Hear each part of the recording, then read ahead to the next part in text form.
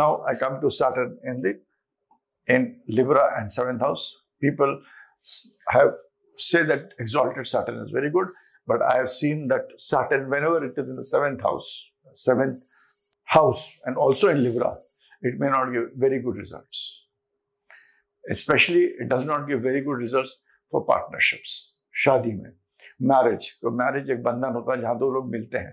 शनि तो इतना मिलाप का, इतना उसका टेंडेंसी होती ही नहीं है. So it is always a very negative thing for marriage. Marriage में you have to invest time in marriage. Even in your partnerships also. अगर आपकी प्रवृत्ति सही है तो अच्छा है, मगर आपकी प्रवृत्ति धोखे वाली है, end में you will end up as a beggar. Even if you're doing business here. Saturn here can be good that if you have a very straight thought process and you want to do business, you will make a lot of money. Saturn in this place, a person, आदमी चाहता है बहुत पैसा कमाए, बहुत पैसा आए, बहुत अच्छी चीजें उसके पास हों.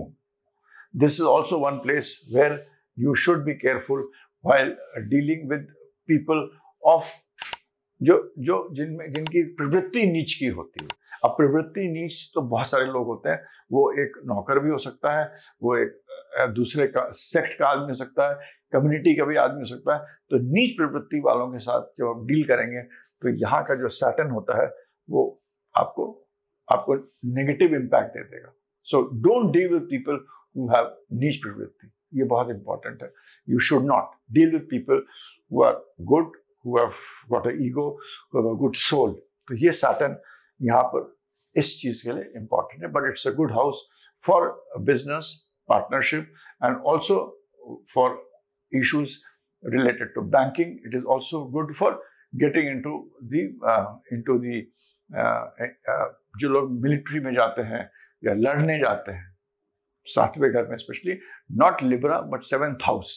I'm talking about house here. Everywhere I'm talking about house, but also put it in Libra and have a look. जो सामने लड़ने जाते हैं, war, open war में जाते हैं, open enemies के साथ जाते हैं, वहाँ पर this place, Saturn in 7th house, is very good. Otherwise, for married life, please be careful, invest time here. Saturn 8वें घर में आप देखिएगा, Saturn in Scorpio.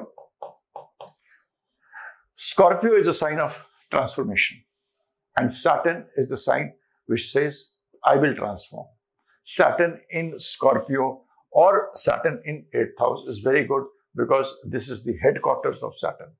जिस तरह का प्रवृत्ति Saturn की है वो देती है, क्योंकि ये साइन कहता है transform, transform and transform. So suppose you are in the industry. This 8th house deals with anything under the earth. Under the earth means metals and minerals. It also deals with anything which is deep science and technology. उसके बारे में हम बहुत बात कर सकते हैं. मैं जैसे एग्जाम्पल दें, कंप्यूटर्स में है, आप कोडिंग में है, आप इन सब चीजों में है, आप एक इंट्यूशन देता है कि यार इसमें ऐसा करते हैं, ऐसे करते हैं, let me do it this way, let me, एक स्टेप के बाद दूसरे step. It takes you deeper and deeper into a knowledge. एक स्टेप करा, that is one level of transformation. It takes you to the second step, it gets you third step.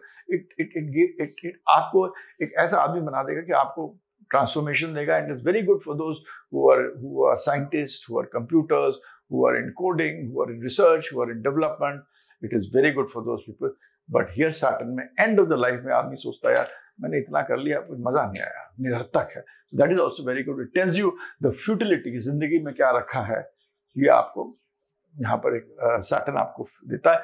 अगर यही Saturn आपके लग्न में भी हो, अगर वृश्चिक लग्न हो कभी आपको, तो it will give you similar results for yourself also. So you apply it in your Rashi. But here when Saturn is here, then it will give you this irrespective. Saturn in 8th house will give you this results of transformation, of you will be interested in occult, you will be interested in depth exercise. अगर ये Saturn खराब हो जाता है तो आपको चोर बना देगा, आपको अफीमची बना देगा, आपको शराबी बना देगा, आपको ऐसी चीजें करेगा, नेगेटिव करेगा. So you are doing transformation there also, but transformation negatively. एक होता है मेडिटेशन करके आप ऊपर बढ़िए, एक होता आपने LSD या जो भी आजकल चलती हैं गोलियां खाकर आपको 10 मिनट का मजा आ गया. So it's both ways. Saturn here, 8th house is also in relationship with your sexual activity. तो Saturn sexual orientation को भी impact करता है. और अगर दो जहां Saturn अगर Saturn यहाँ मरकुरी के साथ है, तो एक अलग चीज बता रहा हूँ आपको. Saturn 7th house में मरकुरी में है, और सैटर्न 8th हाउस में अगर मरकुरी के साथ है तो ये आपके सेक्सुअल ओरिएंटेशन में बहुत चीज करता है। सैटर्न अगर यहाँ मरकुरी के साथ है 7वें घर में किसी भी जगह, इसकी सेक्सुअल ओरिएंटेशन को चेंज करता है, क्योंकि Mercury is like a transgender, Mercury is also like a small Rahu. Mercury is unpredictable. But Saturn and Mercury, whenever together in 7th and 8th house, यहाँ पर आपको importance देगा 7th house में, towards importance, not too interested in sexual matters. जब Saturn Scorpio में होगा, Mercury के साथ होगा, you will be interested in sexual matters, but in a very different way, because the energies of transformation. Never forget that. So everywhere you go, you have to understand the key words which I am telling you, and that is important. Now let us go to Saturn in 9th house. Saturn in 9th house. Saturn in 9th house, this is basically the house of Jupiter. It is the house of knowledge. Jupiter अपना knowledge यहाँ सबसे ज़्यादा Jupiter की knowledge जो होती है ये 9th house में होती है। तो जब यहाँ Saturn place होता है, it is a very good thing. You please pay respects to your guru, listen to your guru, engage in more knowledge, traveling abroad. Travel से आपको फायदा होता है। Listening to elders, listening to gurus, listening to the knowledge, उसने knowledge को adapt करना, उसको सीखना, आगे बढ़ना, ये आपको Saturn इन चीज़ों का कारक देता है। ट्रैवल का भी कारक है, तो यहाँ पर Saturn 9वें घर में आपका फॉर्च्यून को शनि शनि अच्छा करता है और स्थिरता से अच्छा करता है। तो Saturn 9 में जो कि गुरु का घर है, it will always do very good. Saturn in now 10th house, my view is Saturn here, चाहे कोई भी राशि हो, कुछ भी हो, यहाँ पर आदमी जो शनि का 10वें घर में होगा, वो आदमी स्थिरता से राइज करेगा। वो राइज चाहे वो भिखारी होगा आज की तारीख में, तो 30 साल बाद, 60 साल बाद, हर 30 साल बाद, 32 साल बाद उसका आप देखेगा कि वो भिखारी नहीं तो फिर उसने चाय की दुकान लगा ली हो, उसको आगे बढ़ गया। मतलब उस लेवल में भी, हर लेवल में सैटर्न अगर 10वें घर में है, इट इज द कारक of profession, it is very good. But here अगर अपने ही घर में बैठा है तो बहुत ही अच्छा है, तो आप कर्म अच्छे करेंगे तो अच्छा रहेगा। तो Saturn in 10th is always very good. It is also good for Karma, it is also good for धर्म। कर्म और धर्म अच्छा होगा तो प्रोफेशन भी अच्छा होगा। मेहनत कराता है Saturn. Saturn when it comes to the next house is the 11th house, जो मैंने आपको पहले बताया। और सैटर्न यहाँ 11th है, एक्वेरियस है, तो यहाँ पर जो एनर्जीज होती है ये इससे दूसरा घर है। आपको मैंने पहले भी समझाया था, शायद मिटा दिया। तो सैटर्न जब यहाँ पर आएगा तो इसका ये दूसरा घर है।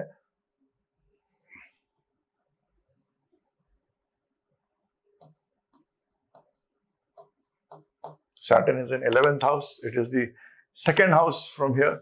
And here, Saturn gives you money. It can give you gains. It can give you network. It is Saturn in 10th is also good for the profession of law and various other professions. It is very good.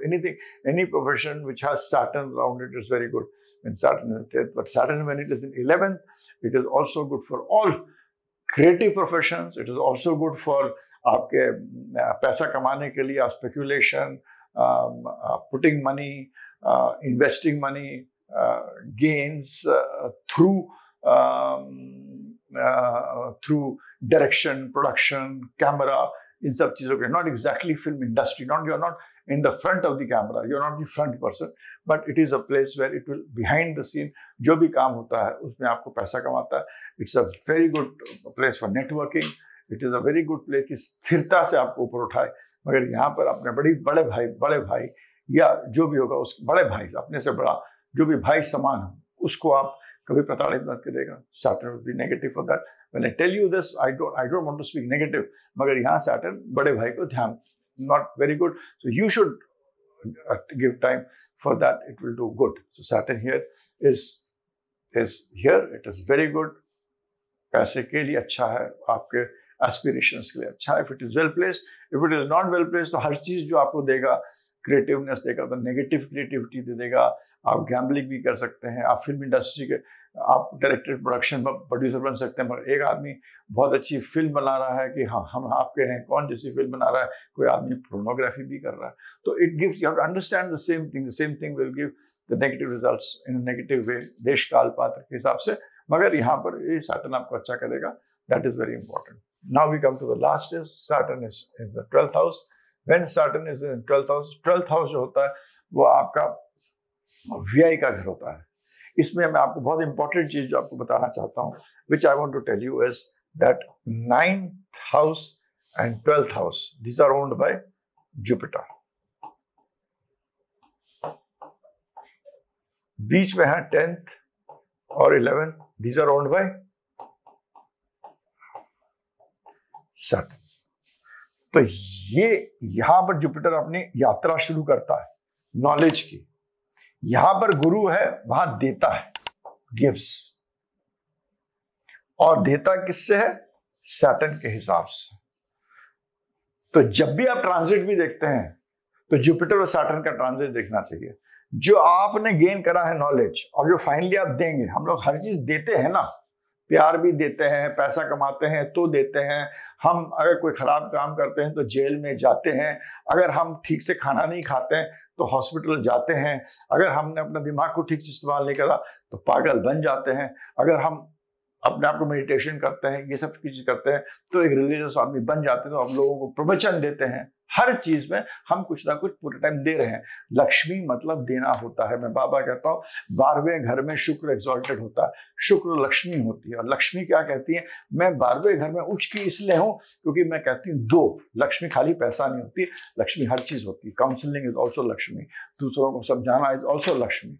तो लक्ष्मी भी होती है, अलक्ष्मी भी होती है, दोनों चीजें होती हैं। ये दोनों चीज 12वें घर में फाइनली आके अपने रिजल्ट्स देती हैं।